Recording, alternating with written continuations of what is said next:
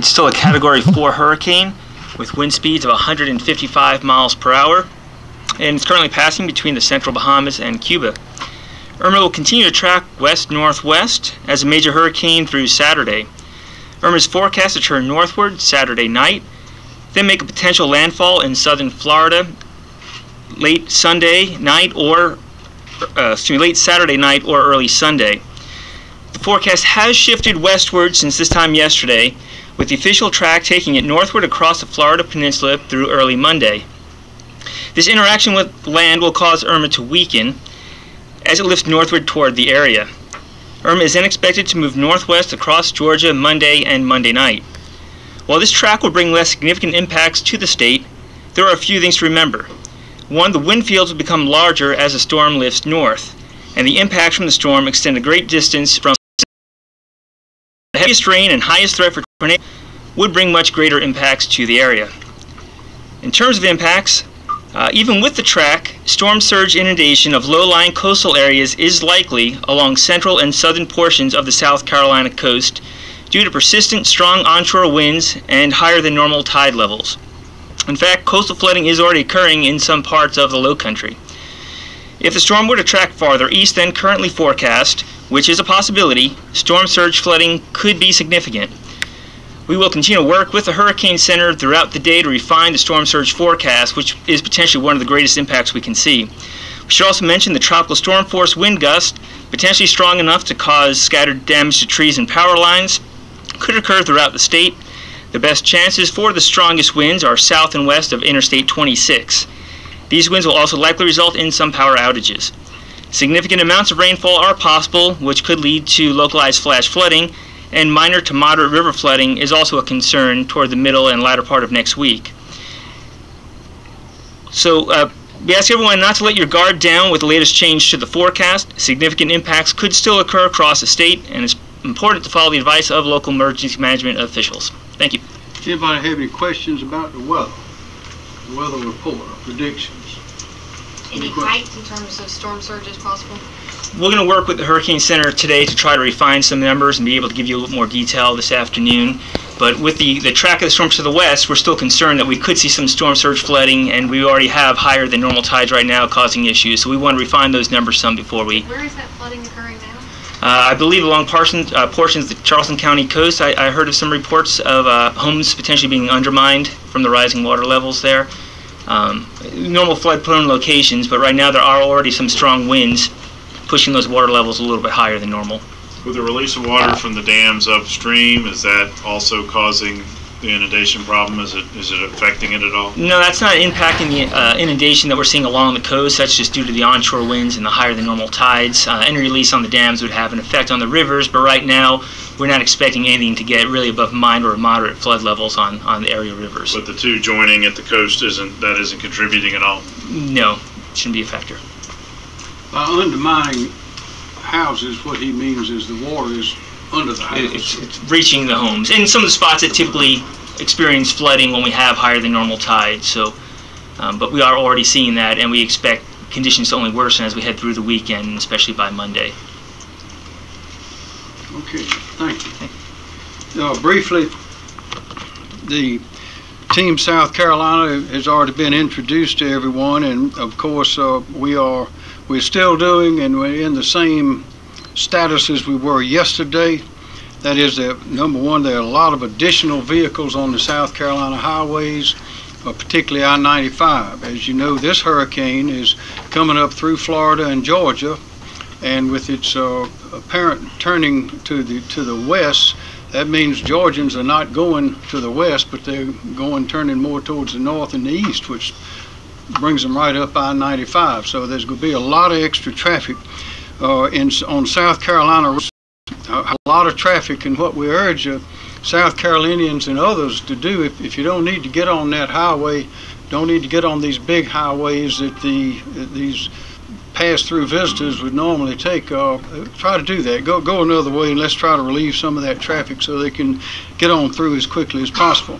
Also, the Department of Social Services and Red Cross have 50 there for evacuees. We have 2,400 National Guardsmen on duty to assist in the evacuation, as we stated yesterday. Also, as stated yesterday, we have 2,358 state and local law enforcement officers on duty for the evacuation. Also, we have 432 SLED, DNR, and probation, pardon, and parole agents assigned to assist local law enforcement right now. So the whole team is out there. They've been mobilized. They're ready for what comes next.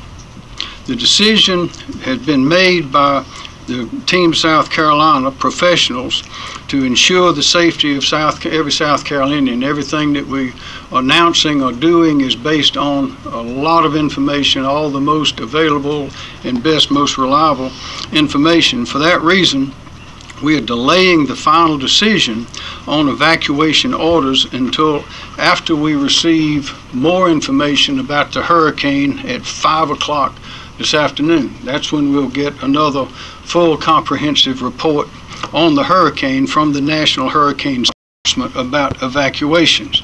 But I need to say and need to make we are prepared to do it. No one is leaving. Everyone is still at their post, and those plans have not changed at all to be prepared for that eventuality. There are a couple of things that have changed somewhat. One is about school closings. I mentioned yesterday that we would have to consider a statewide order closing schools in South Carolina. We do not think we need to do that now, so I'm not going to do that. The decision on school closings will continue to be made by the school districts themselves. Many school districts along the coast have already made their closing decisions. Also, in the same theme, the state government offices, it's true as well, the state government offices will follow this closing policy. That is, the policy is to close when and if the county government where the office is located decides to close. That's for the state offices. The portion of the executive order issued yesterday that required the mandatory evacuation of health care facilities for some of the counties, not all, but some. I have rescinded the portion of that executive order requiring the mandatory evacuation of the health care facilities in these counties: Horry, Georgetown, Berkeley, Charleston, and Dorchester. Again, it is rescinded as to the health care facilities in Horry, Georgetown, Berkeley, Charleston, and Dorchester. It remains in full force and effect as to the others in that executive order, and those are Beaufort, Colleton, and Jasper counties are still under the evacuation order for the health care facilities. What are health care facilities? They are hospitals, nursing homes, assisted living facilities, alcohol and substance abuse hospitals, and similar types that are listed in the executive order. Further, I have directed Secretary of Department of Transportation Christy Hall to immediately suspend the tolls, that is the fees for the Cross Island Parkway that's located on Hilton Head Island.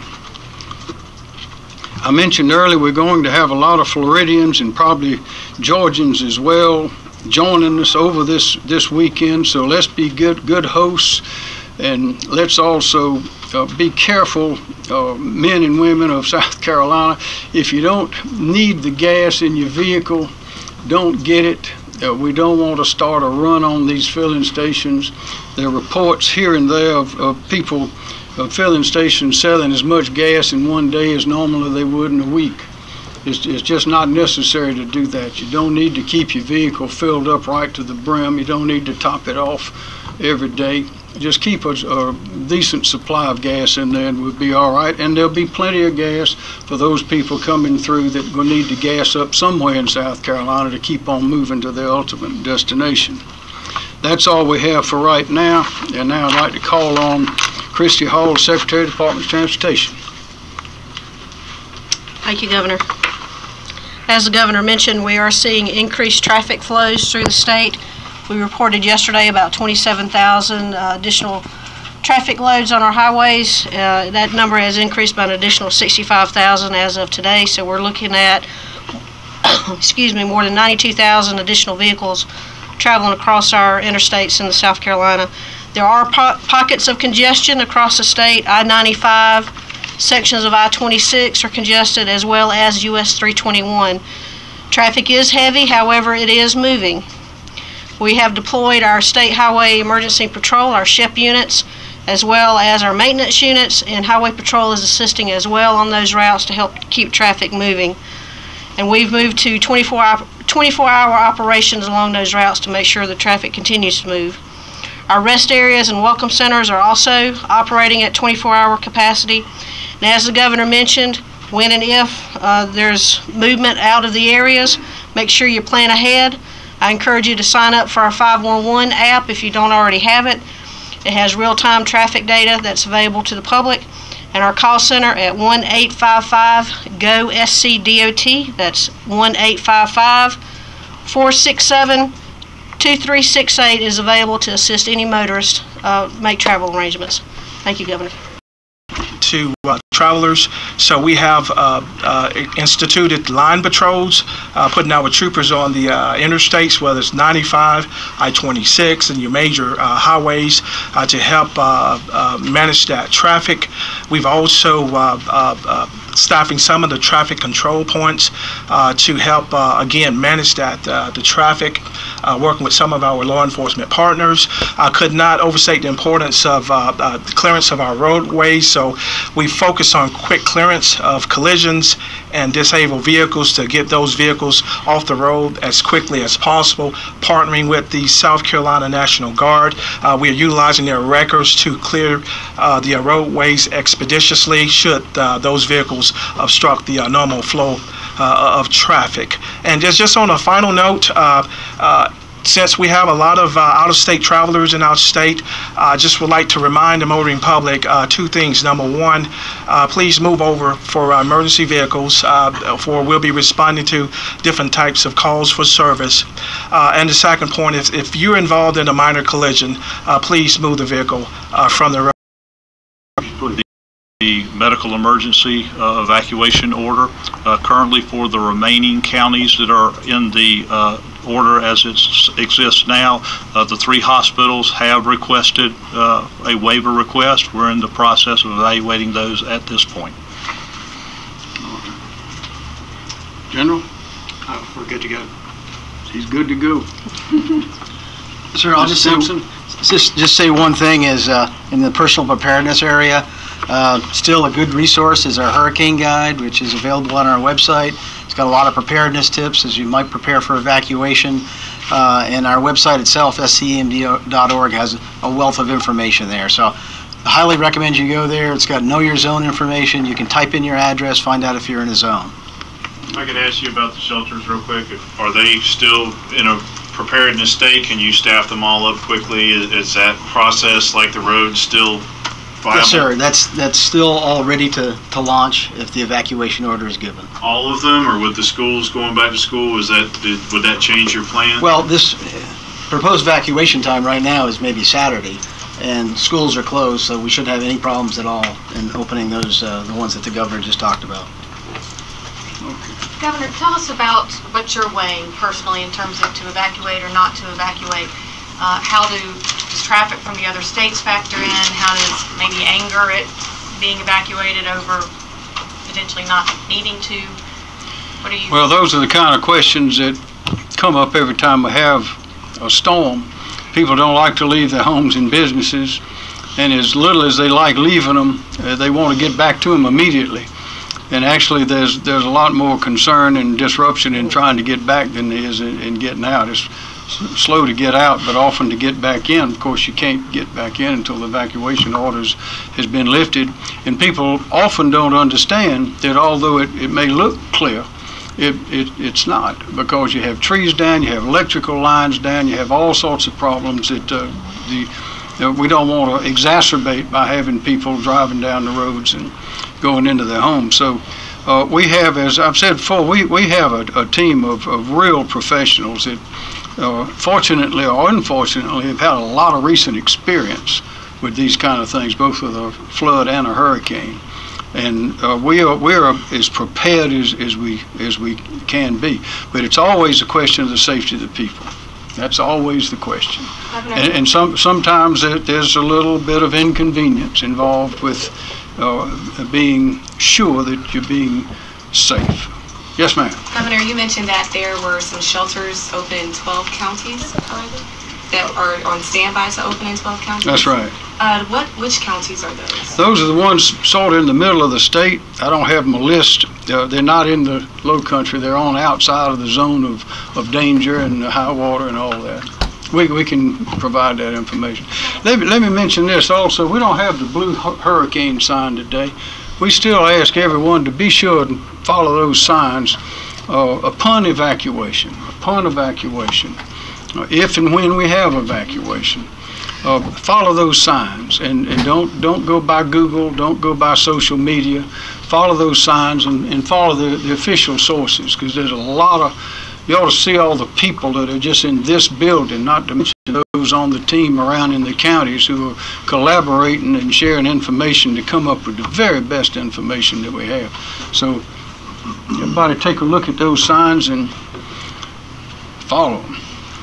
Governor, when does the timeline for evacuations, that sort of thing, start changing? Can you give us kind of a... It hadn't changed yet.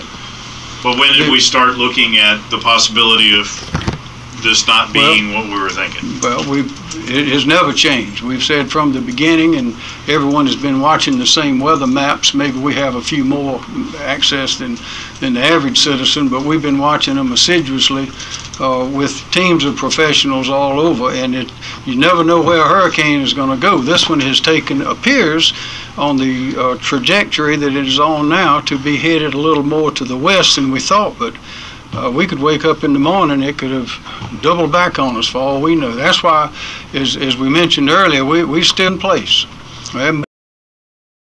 Depending on how far what advice would you give to families who are evacuating to this area with pets? I know a lot of shelters don't allow families with pets, and a lot of hotels don't. So what advice would you give to those families? That's why you have to plan ahead. That's why we're urging people to make telephone calls, find out which places do allow pets, which don't. Be sure to understand that you may not be going home for an indefinite period. We don't know when it's going to be, and we don't want to add to the problem by having people with pets that don't have the medicine or don't have the right food or whatever they need. So it's every individual is going to have to do that. There are messages and things on television and various sources that have information about where pets may go in some hotels and things, but that's something the individual is going to have to do. But the main thing to do is just understand you have to make those decisions, make those preparations, and go on and get it done now while we got some time. Is there some concern that with the Floridians and Georgians moving north that if we wait to call for an evacuation, it may make a standstill on the roads? No, ma'am, we don't believe so. We're watching this very closely, and the routes for getting away from the coast are clearly marked, and we will have signs and messaging that can be changed and tailor-made in an instant to try to get the flow of traffic to go here or to go there to prevent exactly what you're saying. But what we urge everybody to understand right now is, and until we say otherwise, they should plan on for an evacuation order tomorrow at 10 o'clock. Now that's been our position all along. Now we may change that, but they should not change their preparations until we change our announcements on that. Are the lane reversals on I-26 and I-90? Do you have advice for those people to stay safe in their homes if they're not required to evacuate? If I would urge everyone to use caution, and they need to protect themselves. And as it stands now, we're urging them to be prepared for an evacuation order at 10 o'clock in the morning.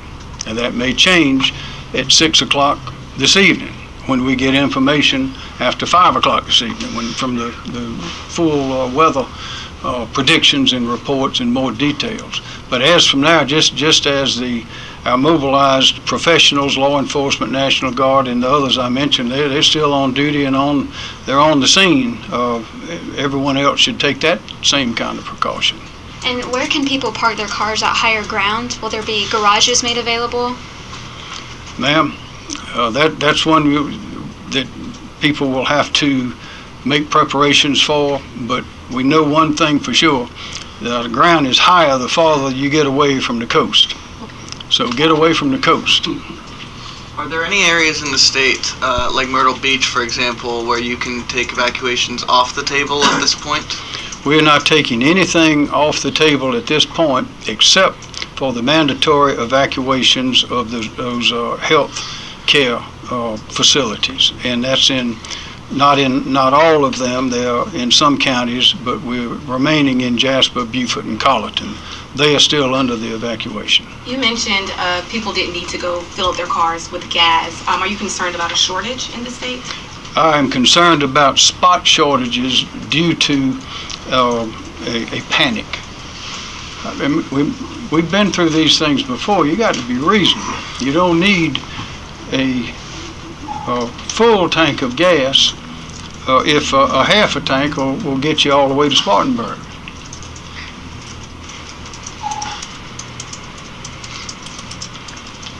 Any more questions? Thank you very much. Appreciate you coming. We'll have more later today.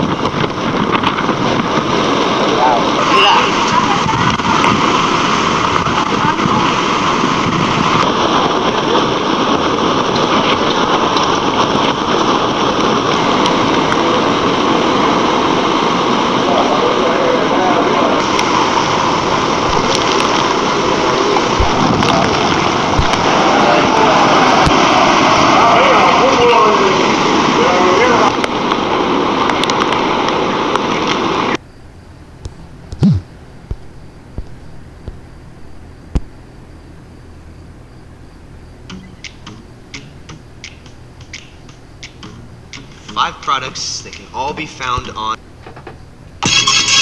What's up guys, welcome back to another vlog. So basically I understand that I haven't uploaded a vlog in about 2 to 3 weeks and some of you guys don't care, some of you guys do, but I really felt like I needed to discuss the situation that's going on. Basically, if you guys haven't already heard about this, I'm pretty sure everyone in the United States and other countries have heard about this. There is a Category 5 hurricane named Hurricane Irma, and it is basically supposed to make a sharp right turn and go straight up through the peninsula of Florida.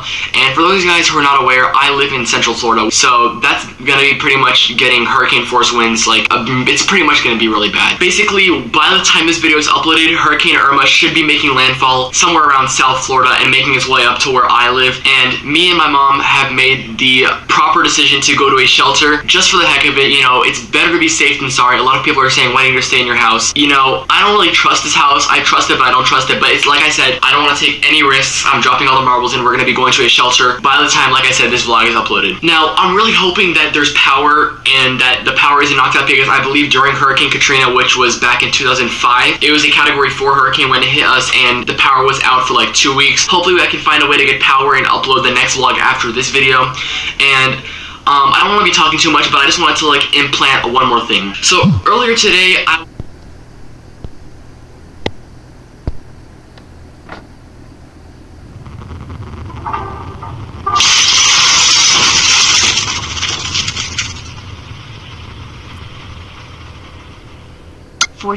HRS before Irma hits Florida. Look where Trump and Pence just showed up. That's has lives furious.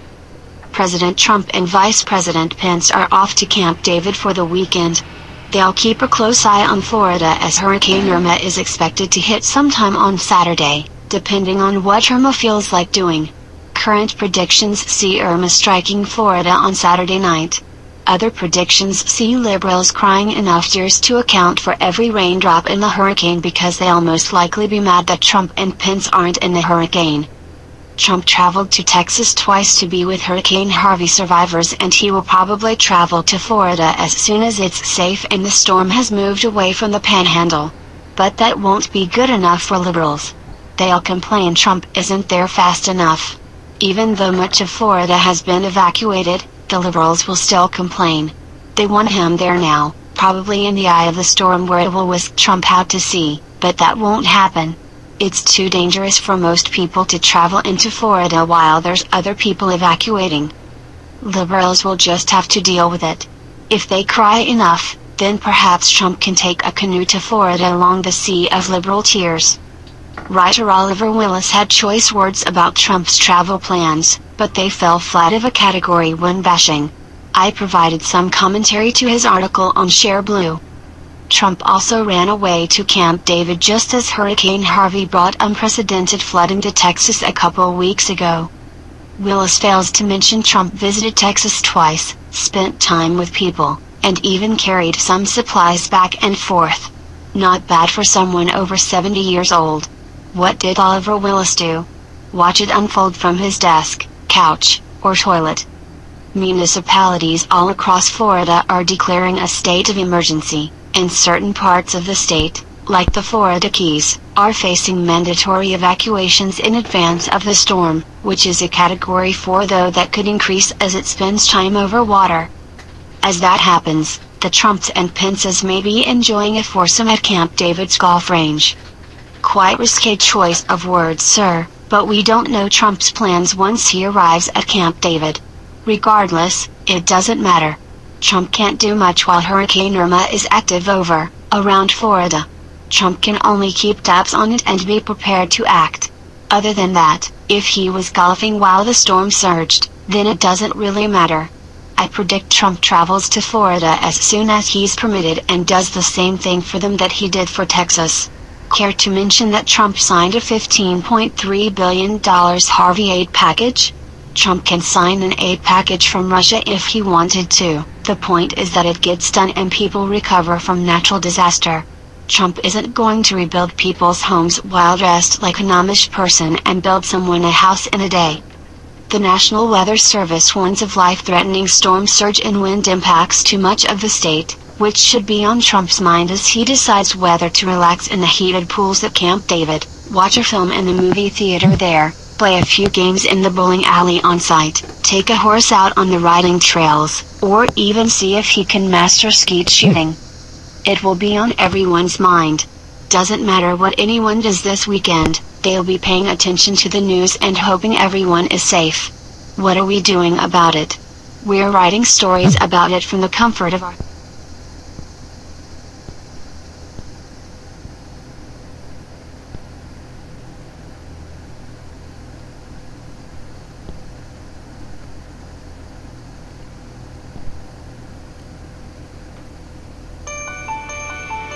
Car insurance is fundamentally broken, unfair, and needlessly complex.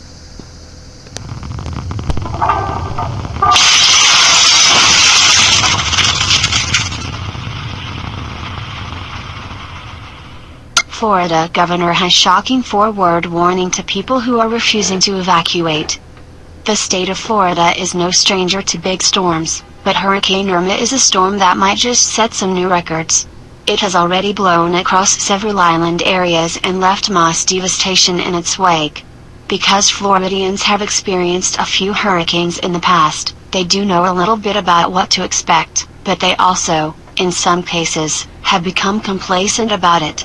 Just like with Texans in Hurricane Harvey, far too many people have opted to stay behind and wait it out. According to reports, Governor Scott says that's not a great idea. Look at the size of this storm. It is wider than our entire state, Scott said. Every Floridian should take seriously and protect your family. At least 500,000 face mandatory evacuation in Florida.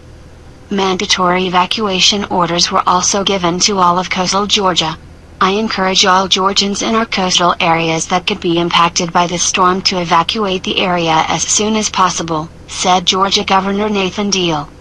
Nobody is kidding around with this one. We were warned that Harvey would be bad, and it was way worse than anyone anticipated.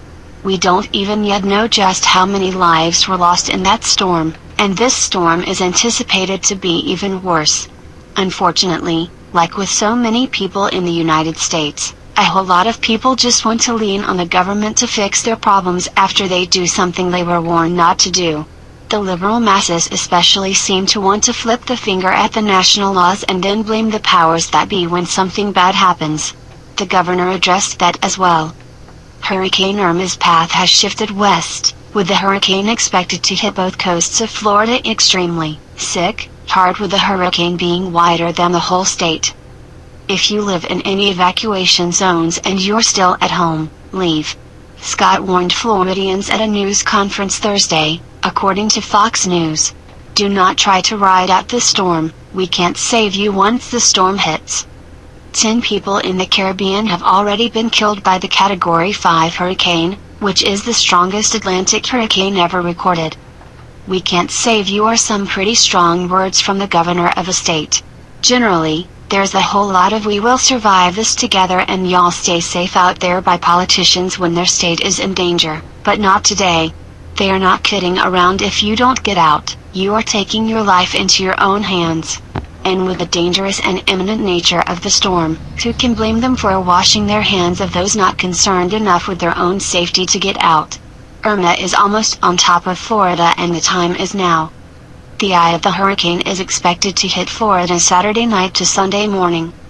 Miami-Dade Mayor Carlos Jimenez expanded evacuation orders to cover Miami's downtown. Miami Beach Mayor Philip Levine referred to the hurricane as a nuclear hurricane and told residents to get out. 4,000 National Guard members in Florida have already been activated, with all 7,000 to be deployed by Friday. Hurricanes are never something to take lightly, but Irma is expected to create mass devastation unlike anything Florida has seen in years, if not decades. The people of Florida, and now Georgia, have been given as much information and resources to get out of the path of the storm as possible, and now we just say our prayers and hope for as little damage and loss of life as possible. And if you're reading this from Florida, leave now. More about the path of Hurricane Irma from Fox News. Hurricane and storm surge warnings were issued late Thursday for South Florida as Hurricane Irma advanced westward in the Caribbean, with a northward turn toward Florida expected over the weekend. Irma battered Turks and Caicos early Friday, with waves as high as 20 feet expected to hit those islands. Communications went down as the storm struck, and the extent of the devastation was unclear. An update at 2 a.m. EDT Friday from the National Hurricane Center showed Irma to be located 20 miles north of Great Inwa Island and about 535 miles east-southeast of Miami, with wind gusts of 160 miles per hour. The storm was moving at about 16 miles per hour, the Hurricane Center said. The Hurricane Center said its storm surge warning covers Jupiter Inlet southward around the Florida Peninsula to Bonita Beach, as well as the Florida Keys. Its hurricane warning covers Jupiter Inlet southward around the Florida Peninsula to Bonita Beach, as well as the Florida Keys, Lake Okeechobee, and Florida Bay. In addition, a storm surge watch has been issued for the east coast of Florida, north of Jupiter Inlet to Sebastian Inlet, and for the west coast of Florida north of Bonita Beach to Venice. A hurricane watch has been issued for the east coast of Florida, north of Jupiter Inlet to Sebastian Inlet, and for the west coast of Florida north of Bonita Beach to Anna Maria Island. Meanwhile, the government of the Dominican Republic has discontinued the hurricane warning for the country's northern coast, the Hurricane Center said. Earlier Thursday, Florida, the storm moving further west.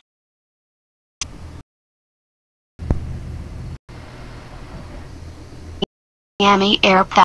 Thousands of Florida reports that Terminal J at Miami International Airport was in fact evacuated Thursday night following an officer-involved shooting. Although original reports had stated that a man with a gun was apprehended at the airport terminal, Authorities have now confirmed that a gun incident was never the case, but instead, it was a man wielding a large knife who was shot by police. The shooting happened around 8:45 p.m. local standard time.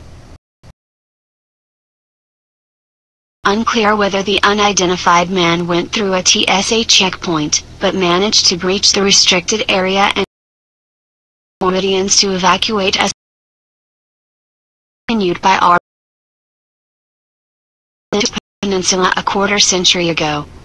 Irma stomach bite warns that it remains extremely dangerous.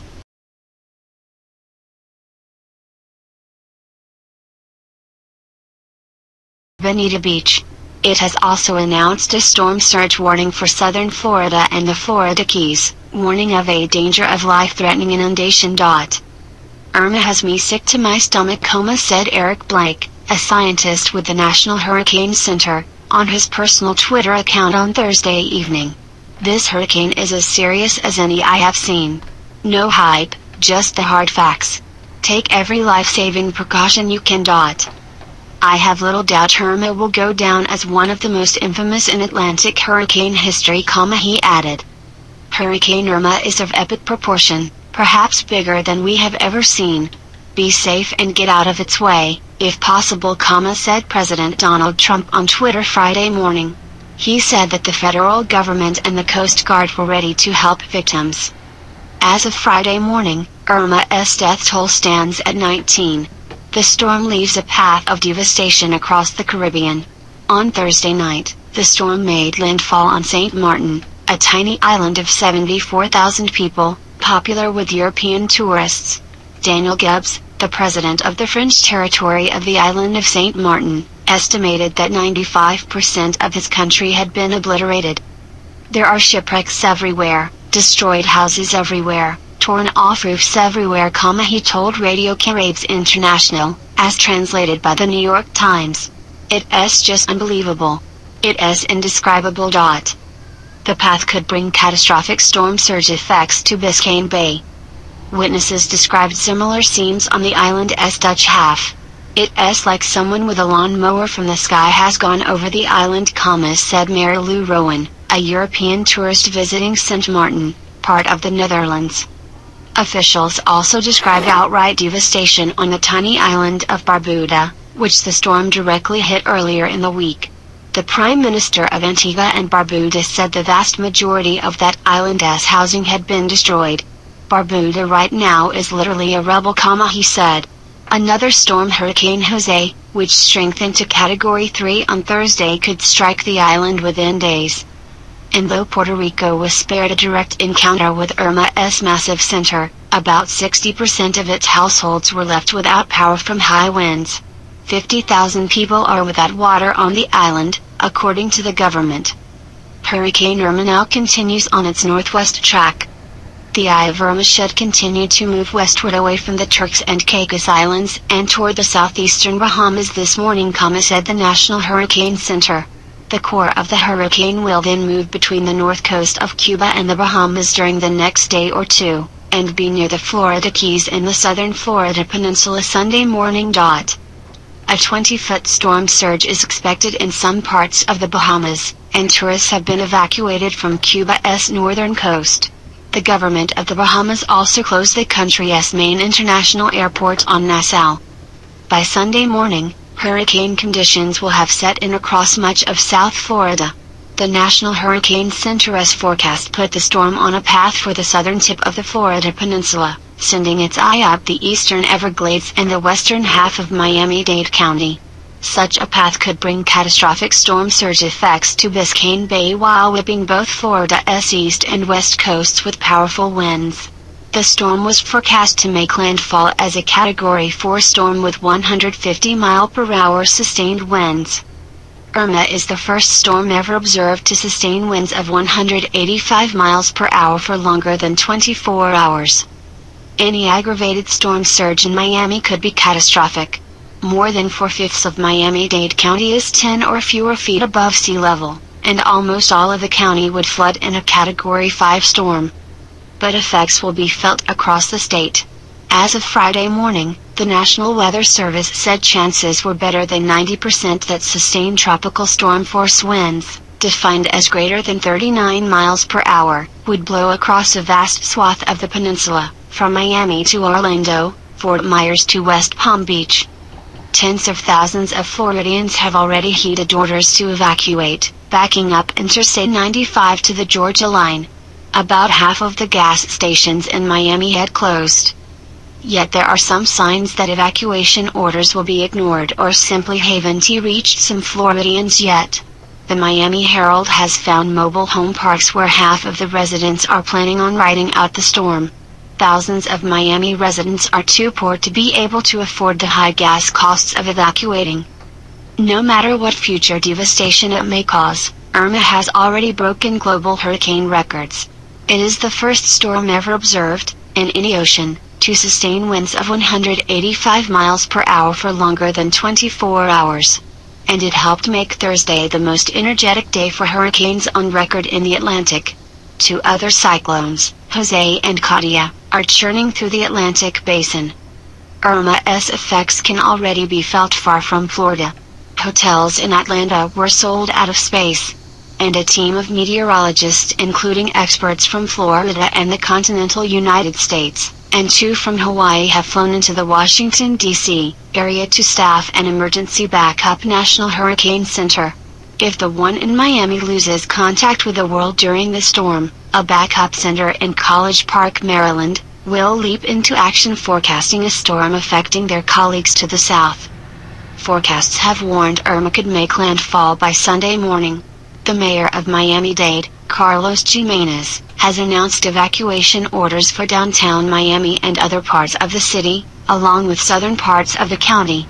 The expanded evacuation area also includes Homestead, Coral Gables, South Miami, Miami Shores, and North Miami Beach. Please share and pray for Florida and everyone in this awful hurricane's path.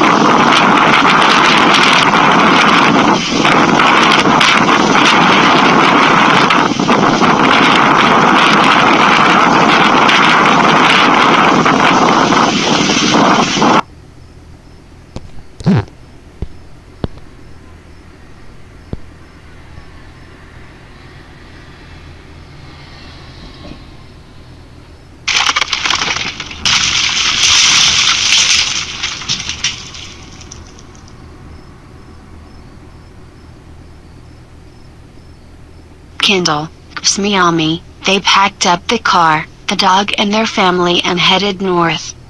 Authorities in the Keys were told to evacuate the islands along with residents and visitors alike. In Kendall early Saturday morning, Key West police were parked at the Snapper Creek Service Plaza helping others get gas and move along. But eventually they had to leave. They were told to. CBS 4's David Sutta has been stationed in the Keys as Hurricane Irma loomed. He described one officer as shell-shocked. The call came from the chief, Sutta said, to get in your car and take it out of the islands. Take it to the mainland. He told everyone to take their cars and leave Key West. That's what they were asking them to do, and he was in shock. As the officers left, Florida Highway Patrol stuck around to continue assistance. It's the first plaza to get gas after leaving the Florida Keys. Looking at this officer, he is just shaken because he's talking about everything he knows. He really feels like it's gone, said Sutta. He just really came across as if that's a fact, it's gone. Others who pulled up to the station looking for fuel had a distraught look on their face, one of regret and worry. Tony and Keith, both Key West residents, ran out of gas and were stuck at the plaza. "We just left 2.5 hours ago," said Tony, who was chased out by police at a previous gas station trying to fill up some cans. "We were trying to put the gas cans in and they came up, probably a dozen of them, and really kind of rudely squawking at us that we had to go. And we're like, well, how do we go without gas?" The pair said they had been consumed with helping others evacuate for the past 4 days. "We're a little frazzled," Tony admitted. "We're a little nervous because a lot of the people I wanted to help rescue chose to stay behind. And they opened the Key West High School for those people. Lyconja is one of the safer buildings and it's full to capacity. But we're not certain that the Key West High School is even gonna save them. So we're worried about the people we love who didn't get out. They plan to stay, as well. But with Irma's turn slightly west, and with Hurricane Jose following behind, they realized it was time to go. They changed the graphic on the TV and at that point it just said get out now. Now."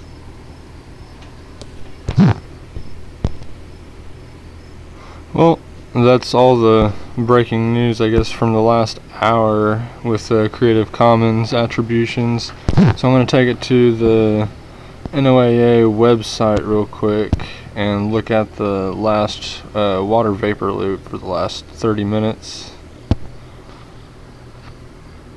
That should have updated.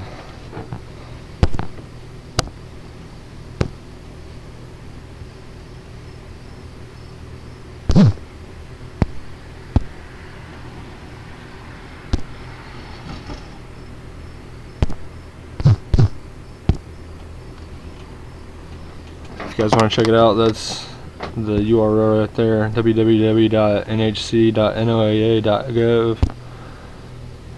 All the best information that you can find. Go to data and tools, satellite, scroll down a little bit to the Atlantic wide view, and I find the best one is the water vapor loop. It is actually showing the amount of precipitation in the storm at the current time and the intensity.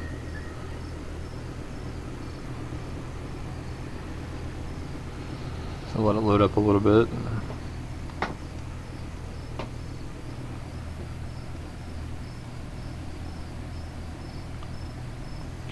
Now, it actually looks like Irma has slightly weakened. It's sent up some of that precipitation up the coast further north, but I don't see it moving north yet. It's still moving more east northeast, but we have about another hour or two before I guess it's supposed to start making the turn towards Florida. So I don't know, it looks like there's a lot of bad weather that's still hitting Miami and some of the southern tip of Florida right now. And with the storm surges being up to 12 feet, you can go to BP Earthwatch's page, and I think one of his last videos he was showing how far inland the water goes into some of the areas with a 12-foot rise in water level. So that's one you can go and check out.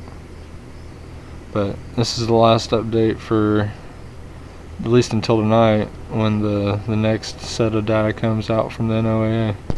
So subscribe, like, share, and come back tonight.